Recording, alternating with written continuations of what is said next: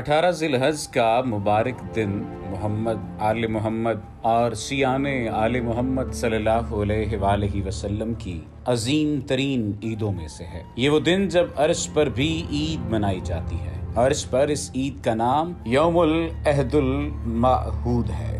رسول اللہ صلی اللہ علیہ وآلہ وسلم نے امیر المومنین علی علیہ السلام کو اس دن عید منانے کی وصیت فرمائی، اور یہی وصیت ہر پیغمبر نے اپنے اپنے وصی کو کی ہے۔ چنانچہ جب امام جعفر صادق علیہ السلام سے پوچھا گیا کہ جمعہ، عید الفطر اور عید قربان کے علاوہ بھی مسلمانوں کے لیے کوئی عید ہے، تو امام نے فرمایا ہاں، ان کے علاوہ بھی ایک عید ہے اور وہ بڑی عزت و شرف کی حامل ہے۔ راوی نے عرض کی وہ کون سی عید ہے؟ امام جعفر صادق علیہ السلام نے فرمایا یہ عید اس دن منائی جاتی ہے کہ جس میں حضرت رسول خدا صلی اللہ علیہ وآلہ وسلم نے امیر المومنین علی ابن ابی طالب علیہ السلام کا تعارف اپنے خلیفہ کے طور پر کرایا۔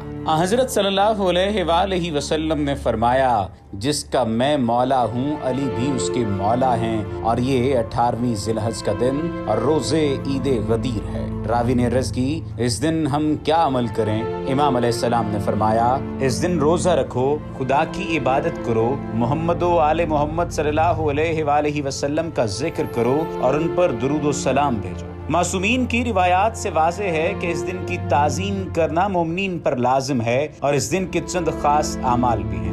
اس دن کا روزہ رکھنا 60 سال کے گناہوں کا کفارہ ہے۔ غدیر کے دن اپنے مومن بھائی کو 1 روپیہ دینے کا ثواب دوسرے دنوں میں 1,00,000 روپے دینے کے برابر ہے، اور عید غدیر کے دن مومن بھائیوں کو دعوت طعام دینا گویا تمام پیغمبروں اور مومنوں کو دعوت طعام دینے کے مانند ہے۔ اس دن غسل کرنا ضروری اور باعث خیر و برکت ہے۔ اس روز روزہ امیر المومنین علیہ السلام کی زیارت کا بھی خاص اور عظیم اجر ہے۔ عید غدیر کے مبارک دن کے لیے 3 مخصوص زیارتیں ہیں، اور ان میں سب سے زیادہ مشہور زیارت امین اللہ ہے جو دور و نزدیک سے پڑھی جا سکتی ہے۔ یہ زیارت جامع متلقہ ہے اور اسے باب زیارات میں ذکر کیا جائے گا۔ 2 رکعت نماز شکر بجا لائیں، پہلے سجدہ شکر میں 100 مرتبہ شکرن کہیں، اور دوسرے سجدے میں اسی طرح الحمدللہ کا ورد کریں۔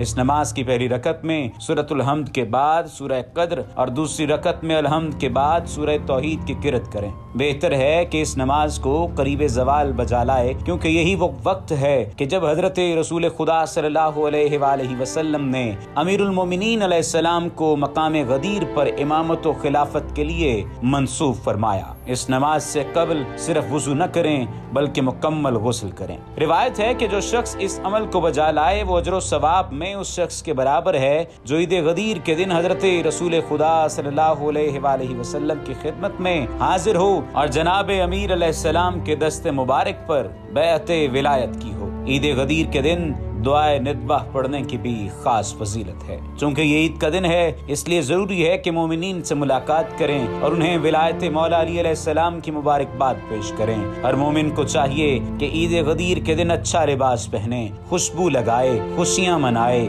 مومنین کو راضی و خوشی کرے، ان کے قصور اور غلطیاں معاف کرے، ان کی حاجات پوری کرے، رشتہ داروں سے نیک سلوک کرے، اہل و عیال کے لیے عمدہ کھانے کا انتظام کرے، مومنین کی ضیافت کرے، ان کا روزہ افطار کرائے، مومنین سے مصافحہ کرے، ان سے گلے ملے، ان کو تحائف دے۔